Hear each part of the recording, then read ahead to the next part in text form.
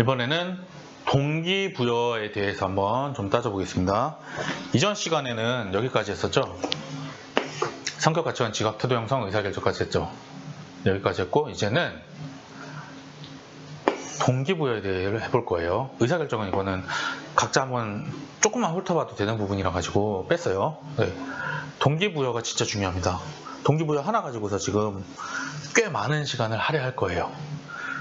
동기부여는요, 일을 하고 싶은 마음이 들게 만드는 거예요. 어떤 포인트를 찝어야지 사람이 일을 하는가, 일하고 싶은 만족감이 드는가에 대한 이야기예요.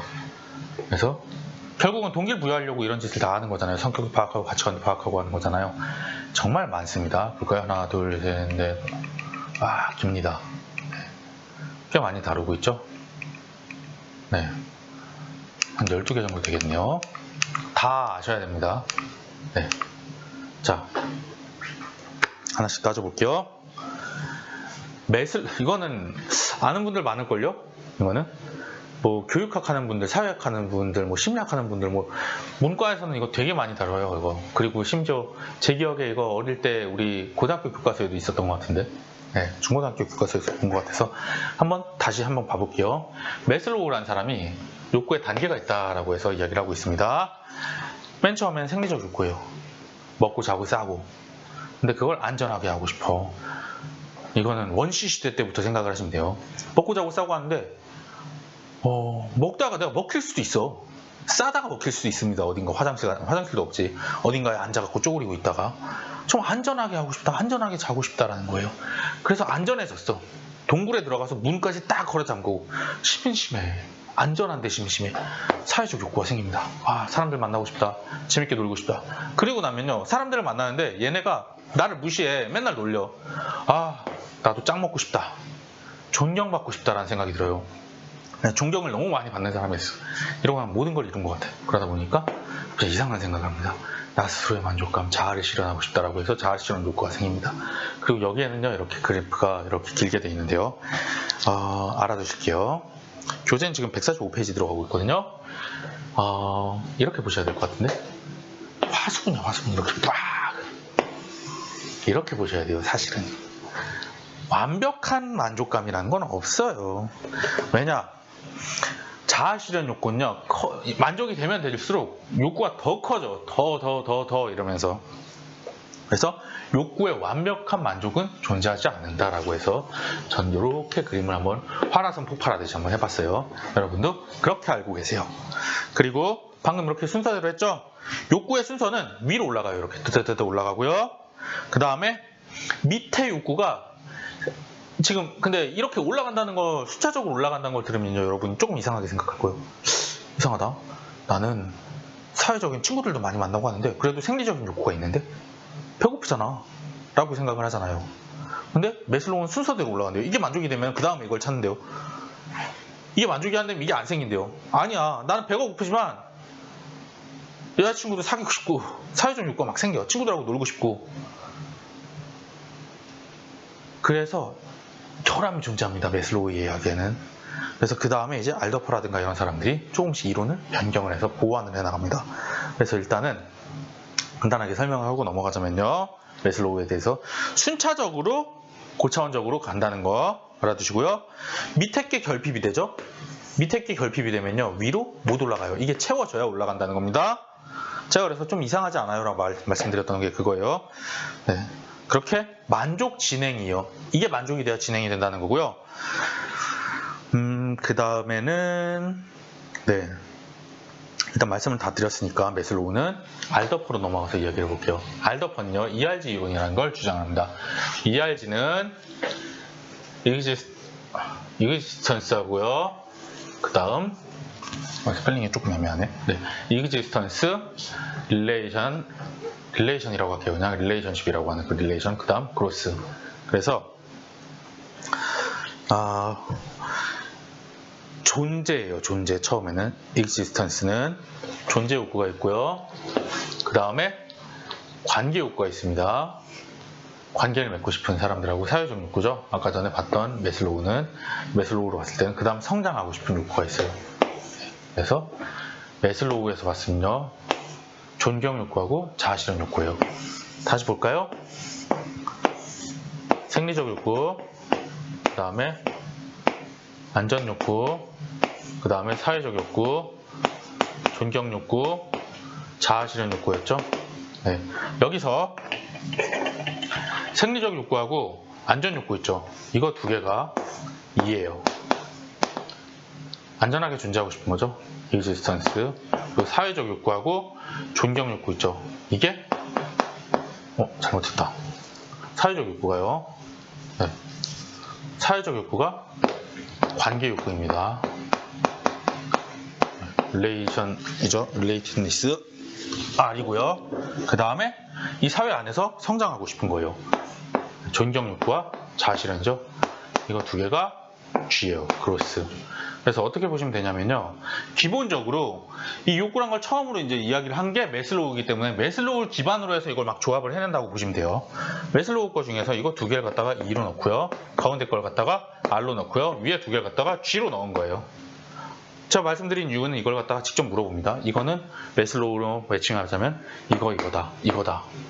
이런 식으로. 지문에 나오니까 말씀드리는 겁니다. 네. 그렇게 하고 매슬로우와의 이론의 차이를 아셔야 돼요. 좀 발전시켰어요, 나름대로. 좀 단점이라고, 이게 한계점이라고 사람들이 주장하던 거를 조금 발전시켜서 이렇게 이야기합니다. 이것만 기억하세요라고 그랬는데 맞아요.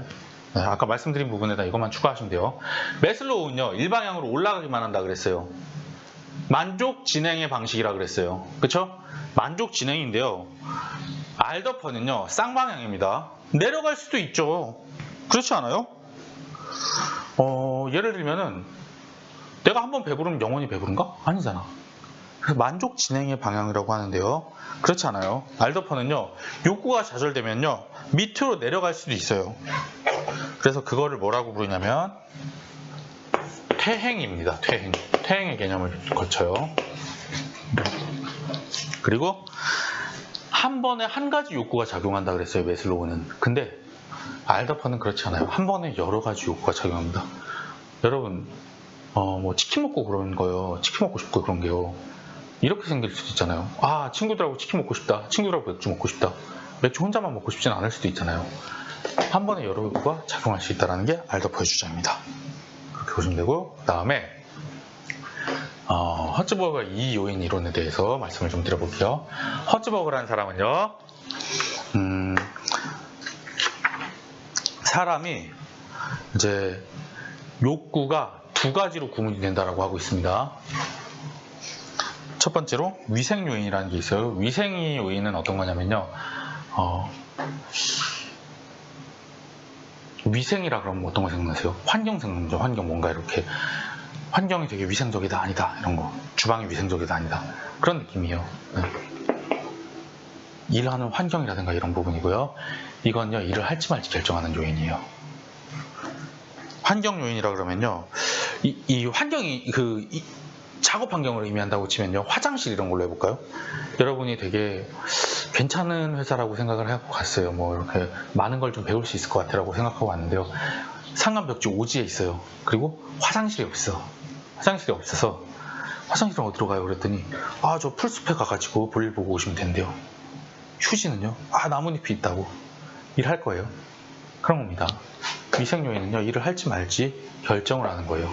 동기 요인은요, 그런 게 아니에요. 일단 환경 괜찮아, 이 정도면 괜찮네 라고 해서 일을 하기로 했어요.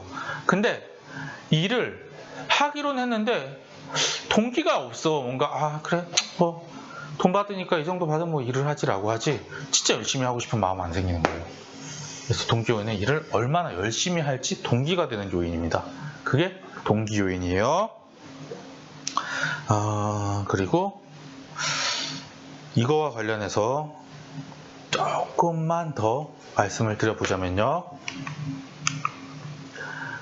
위생 요인 같은 경우는요, 교재에 있어요. 교재 한번 보시고 제가 말씀드릴게요. 그리고 듣는 분들은 한번 들어보시고요. 위생 요인은 쫙 나열을 하자면요, 직장 환경이 있고요, 일단. 그 다음에 직위가 있어요. 직급. 내가 이 정도 직급이면 괜찮아라는 거고요. 작업 조건도 있어요. 그리고 회사의 안정성이라든가 정책이라든가 워라밸이라든가 이런 것들이 있고요. 여기서 알아둘 게 있습니다. 돈, 임금. 여러분이 일을 안 해본 분들이, 학생들이 많잖아요. 일을 안 해본 분들이 하다 보니까 여러분이 착각을 해요. 돈을 많이 주면은 내가 일을 진짜 열심히 하고 싶을 것 같아 라는 건데요. 회사 조금이라도 다녀보신 분은 알 거예요. 그것도 한두 달입니다. 나중에 되면요, 돈 얼마를 주든 간에 나는 루팡이 되고 싶어 이러면서 그냥 앉아 있어요. 돈은요, 위생요인입니다. 임금은 꼭 알아두세요.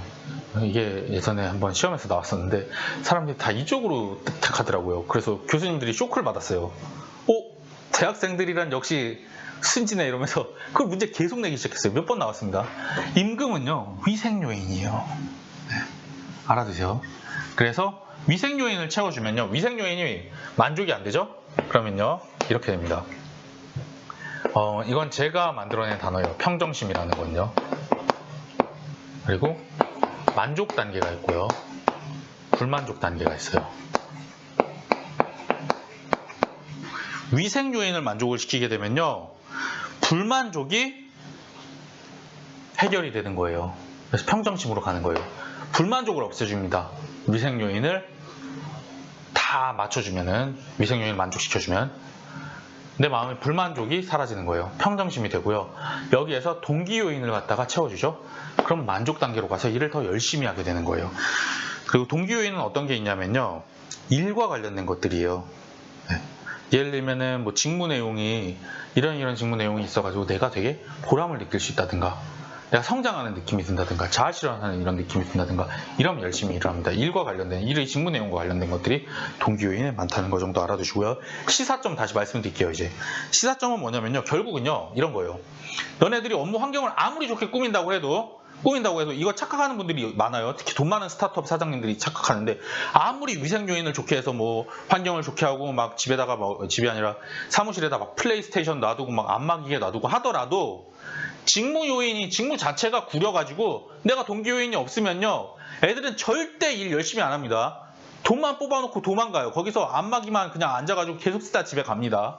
시사점은 뭐냐면요, 두 개가 균형 있게 발달해야 돼요. 위생 요인과 동기 요인이 있어야 되는데, 동기 요인만 너무 좋아도 위생 요인이 이게 만족이 안 되면 일 자체를 시작을 안 해요. 이게 너무너무 좋은데 열정페이야.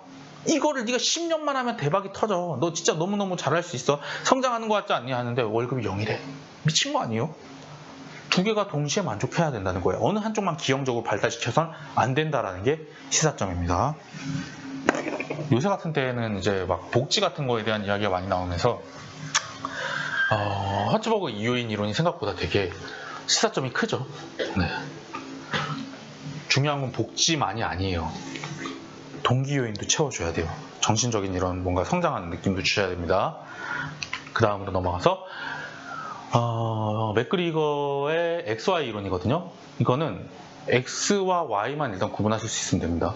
되게 쉬워요. X는 뭐예요? 이 나쁜 하고 그 다음에 뭐가 들어가죠? 네. 이 나쁜 X야라고 하죠. Y야라고 안 하잖아요. X 이론은요, 애초에 나쁜 X예요. 애초에 일을 하기 싫어요. 성악설입니다. 그리고 Y 이론은요, 환경이 갖춰지면 순진한 생각, 저는 그래요. 네, 환경만 갖춰지면 일을 열심히 한대요. 네, 뭐 그렇답니다. 네. 그래서 시사점은요, 경영자들이 될 수 있으면 Y 이론 쪽으로 이런 관점을 바꿔야 된다. 네, 라는 식으로 이야기를 좀 하고 있어요. 그 다음에 넘어가서 맥클리랜드의 성취동기 이론에 대해서 말씀드리자면요, 맥클리랜드는 친교육구, 권력욕구, 성취욕구 이렇게 해서 세 가지로 구분하고 있습니다. 이 사람도 메슬로우에서 따온 거예요. 이제 메슬로우 다시 정리해볼까요? 이제 좀 느낌 오지 않으세요? 메슬로우는요, 이 5개는요 무조건 외우셔야 됩니다. 생리적 욕구, 안전, 사회, 존경, 자아실현 이었잖아요. 그리고 요거 2개, ERG가 이거였죠. 이거 하나, 이거 2개. 이렇게 해서 ERG 이론이 나왔으면요. 맥클리랜더의 성취 동기 이론은요. 성취, 권력, 친교잖아요. 이거는 성취죠, 성취. 뭔가 되게 좀 윗단계의 이야기 같잖아요. 맥클리랜드 같은 경우는요. 매슬로우의 욕구 이론에서요. 여기 위에 세 개예요. 뭔가 윗단계 같잖아. 성취라는 단어가 들어가면 이미 이거는 만족이 된 거예요. 생리적 안전 이거는. 그래서 이 위에 세 개를 가지고 친교, 권력, 성취 욕구 이렇게 세 가지를 구분을 하는 겁니다. 네. 그래서 친교 욕구 같은 경우는요. 친교 욕구, 친화 욕구라고 하거든요. 이 경우는요. 사회적 욕구에 들어가요. 그리고 존경은요. 권력이죠. 그리고 자아실현은 성취 욕구입니다. 그래서 이거 매칭을 시킬 수 있으면 돼요.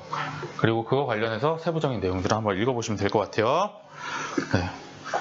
그래서 뭐 친교 욕구가 높은 구성원 같은 경우는 당연히 협력적으로 일을 하면은 더 열심히 일을 하려고 그럴 거고, 권력 욕구가 높은 구성원은 권력을 많이 주는 거예요. 책임 권한 같은 걸 많이 주고, 네, 그럼 열심히 하겠죠. 그리고 성취 욕구가 높은 경우에는요, 이거 알아두세요.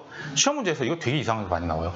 성취 욕구가 높은 구성원에 대해서는 정말 아무리 해도 이룰 수 없을 뭐 이런 정도의 양의 일을 주면은 정말 끝까지 열심히 한다라고 하면요, 틀린 얘기입니다. 적당히 해야죠. 뭔가 여러분한테 그럼 제가 성취 욕구가 높은 친구한테 여러분 1시간 만에 이 책 다 읽고 다 외워주세요 라고 하면요, 할 수 있겠어요? 그럼 뭐 하는 소리야 이러고서 그냥 넘어가겠죠. 그냥 무시하겠죠. 좀 적당한 수준, 미친 듯이 열심히 했을 때 완성할 수 있을 정도로 해주면 좋습니다. 그래서 적당한 수준의 도전적인 직무를 부여할 경우에 동기가 더 크게 부여됩니다. 다만 하고 나오는 거 중요합니다. 노력해도 이룰 수 없는 정도의 직무를 부여하죠. 그럼 아예 성취 욕구를 져야 합니다. 미친 듯이 했을 때 이룰 수 있을 정도로 해야지 좀 이렇게 힘이 나죠. 해냈다라는 게 생기면서. 그래서 이걸 알아두셔야 돼요. 시험에 이상하게 많이 나와요.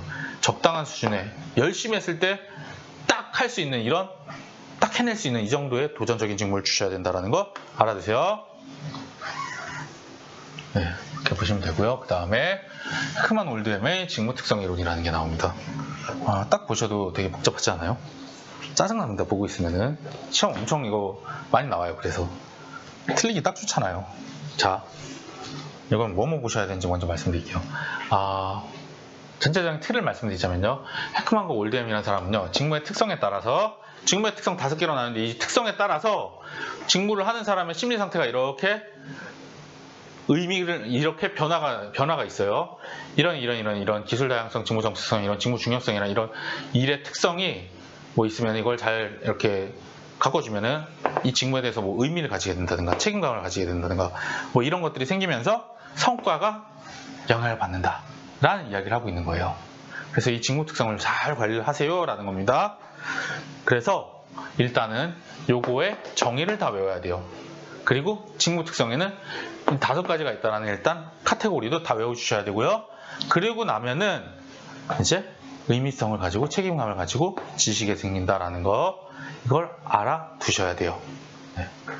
근데 제일 많이 알아야 될 건요, 기본적으로는 이 특성 종류를 아셔야 되고요. 그 다음에 이 특성 종류별 정의 있죠. 이런 게 기술 다양성이다, 이런 게 정체성이다라는 걸 아셔야 됩니다. 그래서 기대로는 넘어왔네요.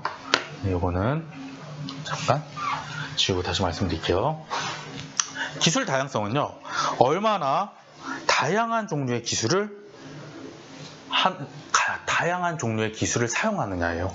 직무를 수행을 하는데 생각을 해보세요. 하루 종일 앉아서 망치질만 해요. 아니면 은행에 하루 종일 앉아서 돈만 세라 그래요. 고문입니다, 고문. 여러분 그럼 하루에 8시간 동안 계속 돈만 세고 있어봐요. 힘듭니다, 그거. 기술이 좀 다양해야지 내가 의미를 찾을 수가 있어요. 그게 기술 다양성이고요. 직무 정체성이라는 건요, 내가 하고 있는 일이 어떤 건지 정체성을 아는 거예요. 내가 이걸 전체 숲을 봤을 때 이 중에서 내가 하고 있는 일이 어떤 일인지를 파악을 하는 거죠. 예를 들면 내가 막 망치질을 하고 있어. 하루 종일 이거 다양성은 떨어져요. 망치질만 계속 하고 있는데 미쳐버리겠네 이거 망치질 이러고 있는데 어느 날 문득 딱 봤더니 와, 내가 진짜 중요한 망치질이었어. 이 망치질이 뭐 예를 들면 인류를 구하기 위해서 뭐 이렇게 우주로 나아가는 우주선의 망치를 하고 있는, 우주선에 못질을 하고 있는 거예요. 그러면은 아무리 다양성이 떨어지더라도 뭔가 되게 중요한 거네라고 해서 의미를 찾게 되겠죠. 그게 정체성이에요. 직무 정체성입니다. 전체적인 업무에 대해서 좀 조망을 하고 그 중에 내가 그 안에서 내가 어떤 일을 하고 있는지 아는 거고요. 직무 중요성은 뭐냐면요. 남들에게 얼마나 영향을 미치는지예요. 내가 이 일을 하는데 내가 여기서 빠져버리게 되면은 남들한테 얼마나 영향을 미치는지입니다. 그래서 다른 사람의 작업이나 생활에 얼마나 영향을 미치는지 그 영향력의 정도입니다. 그게 직무 중요성이고요. 이거는 그래서 이렇게 보시면 돼요. 직무 중요성은요. 남들 보기에 얼마나 중요한지가 중요한 거예요. 남들이 보기에 쟤 없으면 망해 우리. 쟤가 되게 다양성 높고 그냥 못질만 하고 있지만 저렇게 못질을 할 수 있는 놈은 쟤밖에 없어. 쟤 없으면 우린 끝장이야 라고 하는 남들 보기에 중요한 게 직무 중요성입니다. 네. 왜냐하면 이게 여러분이 이걸 헷갈려요. 네. 중요성하고 정체성을. 왜냐면 막 전체적인 데에서 뭐 조망을 하고 막 이러면 갑자기 중요성 같거든. 왜냐면 뭐 우주선을 날리는데 뭐 이런 예를 든 것만 봐도 우주선을 날리는 데서 막 망치질 하면 되게 중요한 거 같잖아. 그래서 자꾸 헷갈리거든요. 정체성하고 중요성을. 교수님들도 알고 시험에 내요. 그래서 이 세 가지가 만족이 되면 의미성을 찾을 수 있다는 거 알아두시고요. 자율성은 내가 자율적으로 할 수 있는 거죠. 그리고 자율이 들어가면요. 책임이 들어가겠죠. 당연히 책임감을 가질 수 있게 되고요. 거기에 따라서 내가 피드백을 받아야 돼요. 내가 일을 하는데 피드백이 없어. 열심히 일을 했는데 어떻게 하면 더 열심히 잘 할 수 있는지 결과물을 낼 수 있는지 피드백이 있어야지 지식이 쌓이고 뭔가 성장을 하고 싶다는 생각을 하는데 그게 없는 거예요. 그러면은 발전이 안 되겠죠. 그래서 피드백도 중요합니다. 이렇게 5가지가 있다는 거 알아두시고요. 다음으로 넘어갈게요. 시험에 진짜 많이 나오는 거예요. 이건 지금까지 한 7개였죠. 7개 중에서 한 3손가락 안에 들어요. 브룸의 기대 이론이거든요. 브룸은요 이렇게 이야기합니다. 동기부여를 하는 데 있어서 어떤 포인트를 잡아주는 것도 중요하지만 프로세스를 한번 봐보자. 동기가 부여되는. 얘가 노력을 합니다. 노력을 하면요 성과가 나오겠죠. 열심히 노력을 했더니 어떤 성과가 나올 수 있어요. 성과가 나오면 그 성과를 보고서 너 성과 잘했군, 성과가 좋구나 라고 해서 보상을 줍니다. 그럼 보상을 받고 내가 이런 보상을 받았어 라고 해서 만족감이 생기겠죠. 이 프로세스를 쪼개는 거예요. 브룸은 머리가 되게 좋은 사람입니다. 이렇게 따져보면 간단하게 그냥 일해서 돈 받는 걸 갖다 이런 프로세스 쪼개고 이거 가운데 하나씩 의미가 있는 구성 요소를 찾아낸 거예요. 자, 노력을 했는데 성과가 나타나는 건요. 내가 열심히 일하면 성과가 나올 거라는 기대감이 있어야 되죠. 내가 백날 첫날 일을 했지만 도저히 이룰 수 없어 성과가 안 나오는 거예요. 예를 들면요. 이런 거죠. 자, 이런 노력을 네가 해봐 라고 하는데 도저히 안 나오는 성과예요. 뭐 예를 들면은 네가 물건을 뭐 이런 거 그냥 막 이상한 뭐 마케팅 논리 이런 거 펼치지 말고요. 네가 이 오리털 잠발 가서 팔아봐 라고 하는데 오리털 잠발 파는 데가 어디야? 뭐 저런데 엄청 더운 아프리카에 가서 뭐 이런 아프리카 뭐 어디지? 그런 국립공원에 있는 동물원 같은 데 뭐 가가지고 팔라 그래요. 사람도 없을 뿐더러 너무 더워. 노력을 하래. 이놈의 새끼들이 노력을 했는데 기대감이 없어. 내가 백날 노력해봤자 성과가 안 나올 거란 건 난 알아. 이게 기대감이에요. 그럼 성과가 안 나오니까 당연히 보상도 못 받고 만족감은 뭐야. 그냥 나는 뻘짓거리 하는 거지. 이게 기대라는 거예요. 노력을 하면은 성과가 나와야죠. 그리고 이런 경우가 있습니다. 내가 미친 듯이 노력을 해서 성과가 나왔는데 젠장 성과는 나왔는데 그래 잘했어. 이러고 마는 거야. 내가 노력을 했으면 난 상을 받기 위해 돈을 받기 위해서 일을 하는 건데 보상이 없을 수도 있잖아요. 그래서 성과가 있으면요 보상을 받을 수 있다는 믿음이 있어야 돼요. 내가 이만큼을 팔았으면 이만큼을 뭔가 성과를 냈으면 쟤는 나한테 상을 줄 거야 라는 믿음이 있어야 돼요. 성과가 상을 받는 수단이 될 수 있어야 된다는 수단성이에요. 그 다음에 보상을 받으면요 기분이 좋아야 되는데 이런 거예요. 뭐 칠판 지우개를 보니까 내가 얘기를 할게요. 내가 이렇게 열심히 막 강의를 했어요. 그랬는데 너무너무 잘하셨어요. 성과도 나왔어요. 그래서 칠판 지우개 갑자기 잘하셨으니까 이번에 인센티브까지 해서 2만 개 드리겠습니다 라고 했어요. 이거 2만 개 있으면 저 뭐 어따요. 이거 팔지도 못하겠다. 중고나라에 쓰레기 되는 겁니다. 쓰레기 그냥 보상이요 나한테 유의미해야 되는 거예요. 그래야 만족감이 올라가지. 보상을 백날 받았는데 만족감이 안 올라간단 말이야. 내가 좋아하는 게 아니면 유의미해야 됩니다. 유의성이에요. 그래서 이거는 유의미성이라고 저는 강의를 해요. 유의미성. 유의미해야 되는 거죠. 의미가 있어야 된다는 거니까. 네. 그래서 이걸 다 만족을 시켜야 돼요. 하나라도 빵꾸가 나죠? 그럼 얘기했다시피 여기까지는 잘 왔어. 상을 준대. 상을 주는데 별 시덥지 않은 상을 줬어. 내 입장에서는 불필요한 거. 그럼 유의미성이 떨어져. 유의성이 떨어지니까 만족감이 없는 거지.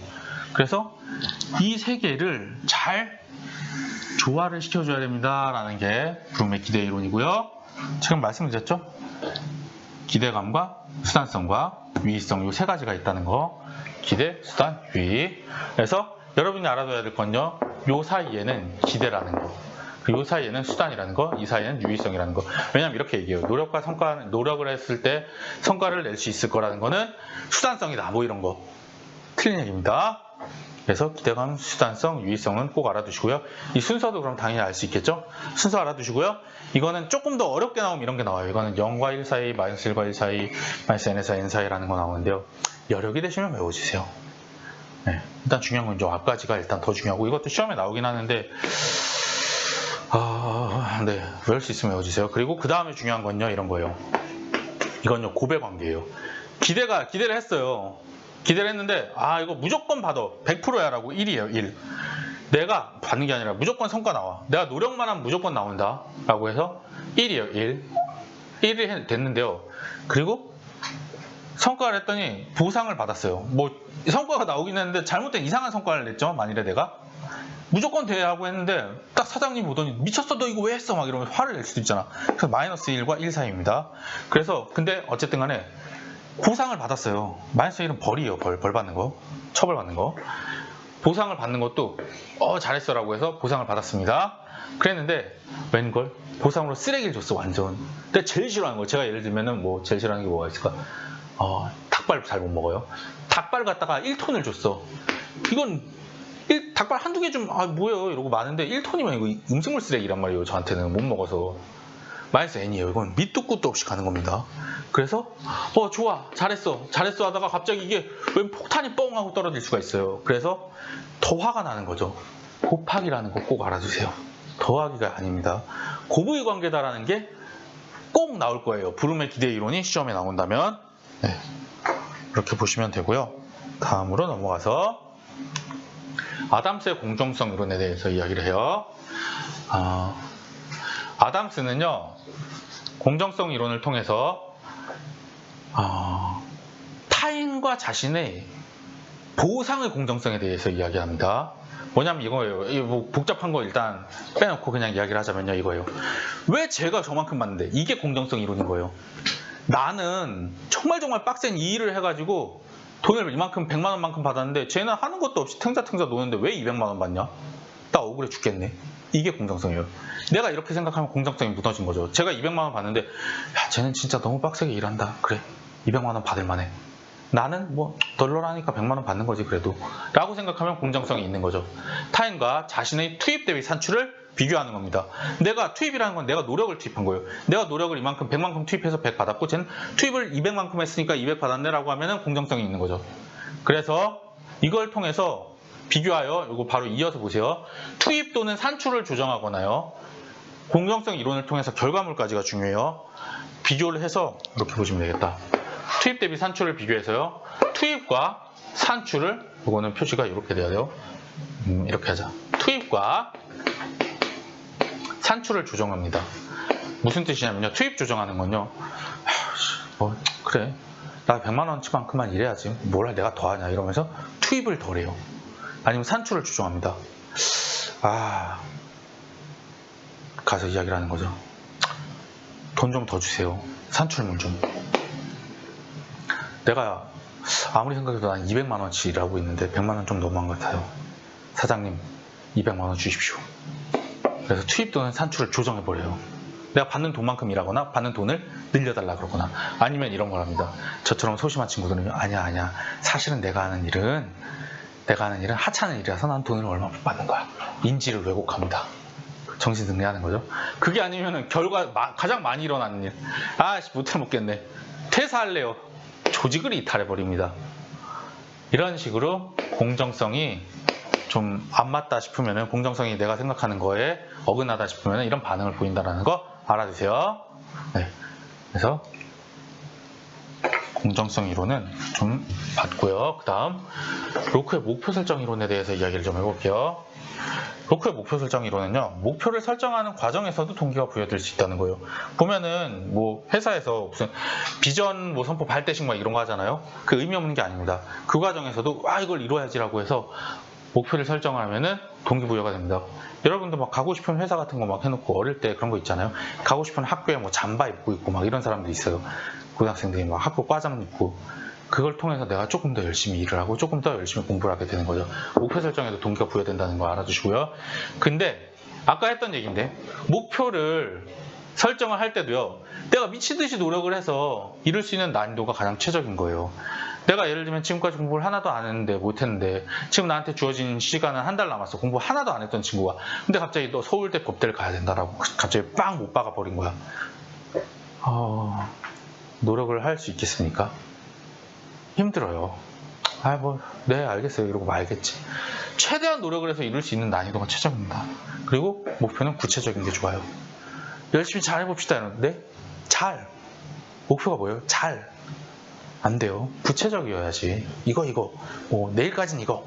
한 달 내로는 이걸 하겠다. 이런 것들이 있어줘야 합니다.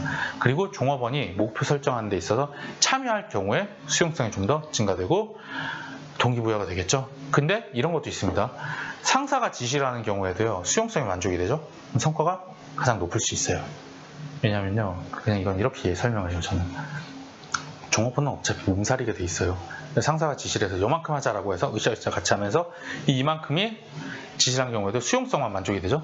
좋아요 이러면서 그럼 그렇게 하죠라고 하면은 성과가 가장 높습니다. 제가 이걸 당하고 있어요.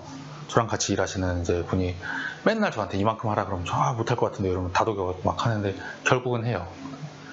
그래서 상사가 지시한 경우에도 수용성이 만족되면 성과가 가장 좋을 수가 있다는 것 정도.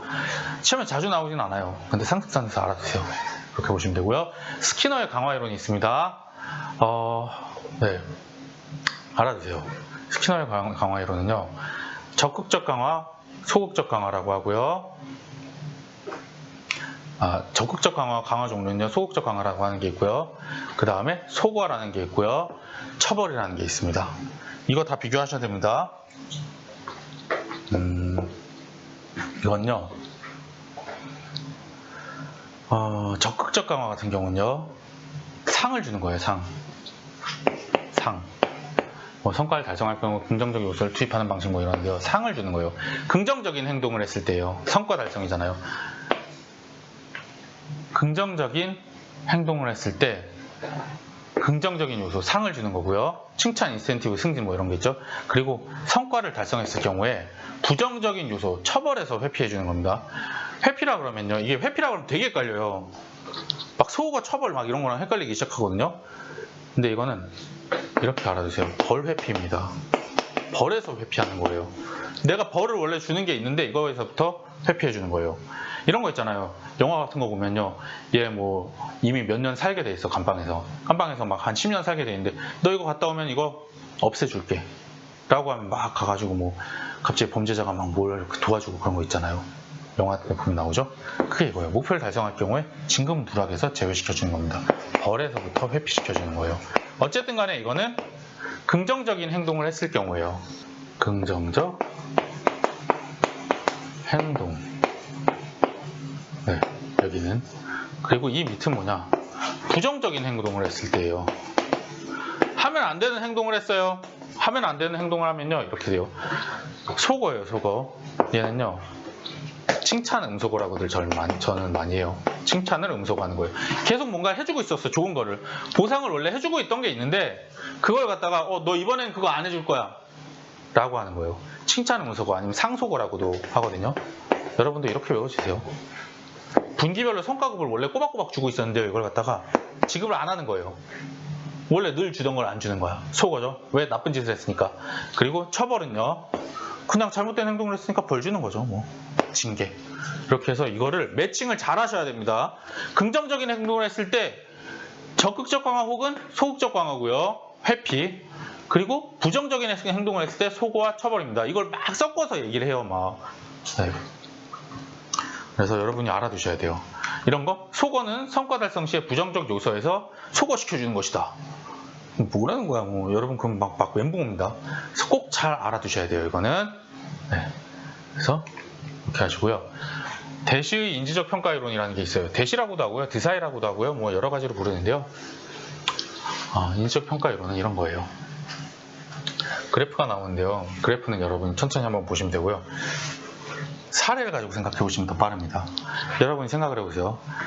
자원봉사래요. 여러분이 너무 만족감을 가지고 자원봉사를 막 하고 있는데요. 어느 날 문득 자원봉사 과외를 하고 있다고 해볼까요? 과외를 하고 있는데 어느 날 문득 누군가가 와서 그러는 거예요. 학생이 이렇게 자원봉사도 열심히 해주시고 해서 제가 조금 성의를 좀 이렇게 보여드리려고 합니다라고 해서 조금 돈을 주는 거예요. 아니면 학생이 돈을 어디서 모아와가지고 주고 있어. 근데요, 학생이 갑자기 돈을 주는 거야. 그러면요, 어떤 심리 상태가 되냐면요, 일반적으로 이렇게 됩니다. 내재적 보상이라 그러면 보상효과라는 게 있어요. 이거는 내 만족감이라고 보면 돼. 내재적인 거잖아. 내 안에 있는 만족감. 봉사를 하고 있다는 만족감 있죠. 이게 있는데요. 봉사할 마음. 이게 처음엔 이만큼 있었죠? 근데 돈을 받기 시작해요. 외재적 보상은요. 돈이라고 할게요. 돈을 받아요. 돈을 막 받기 시작해요. 여기 돈이 늘어나는 거예요. 돈이 막 늘어나면요. 웃긴 게 돈이 늘어나는 만큼 내가 만족감이 떨어져.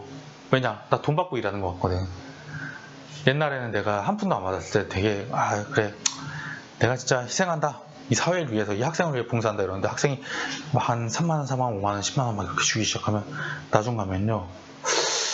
내가 그냥 돈 받고 과외하는 기분이 들기 시작해. 좀 싸게 그냥. 근데 웃긴 게 뭔지 아세요? 그러다 이 학생이 갑자기 선생님 제가 이제 돈이 없어서 드릴 수가 없습니다 라고 해버리죠. 그러면은 예전만큼 만족감이 올라와 줘야 되잖아. 근데 섭섭해. 만족감이 그만큼 없어요. 그래서 이거 내재적 보상입니다. 여기 있는 이 그래프 낮은 거는 내재적 보상이 만족감이 예전만큼 하지가 않아요. 네. 그래서 이게 드사이 혹은 대시의 인지적 평가 이론이라고 하는 겁니다. 밑에 예시로 제가 들어가 놨죠. 자원봉사하는 사람이 월급을 받게 되죠. 그럼 이후에 월급이 끊기면 봉사할 마음이 많이 감소하게 되는 겁니다. 이게 대시의 인지적 평가 이론이라는 거 알아두시고요. 그 다음에 마지막으로 조직시민활동이라는 게 있어요. OCB라고 하거든요. Organizational Citizen Behavior인데요. 지금까지 얘기했던 건요, 뭔가 대가가 있거나 하면은 열심히 일을 하거나 이런 거였는데요. 조직시민활동은요, 조직시민행동은요, 활동이라고도 하고요. 특별한 보상이 있지 않아도요, 내가 사명감이라든가 주인의식이라든가 이런 걸 위해서 조직 내에서 이제 시민행동을 하는 거예요. 그게 조직시민행동, 조직시민활동이라고 하는 겁니다. 이렇게 알아두시면 되고요. 지금까지 나왔던 부분은 정말 한 시험에서 한 두 개, 세 개 이상 나올 수 있어요. 이 동기부여 쪽은. 무조건 나온다고 보셔도 될걸요? 동기부여는? 이 12개 중에 하나씩? 하나 혹은 여러 개 묶어서 동기부여 자체가. 그래서 꼭 나온다는 거 알아두시고 집중해서 다 봐주세요. 외워주세요. 네, 수고하셨습니다.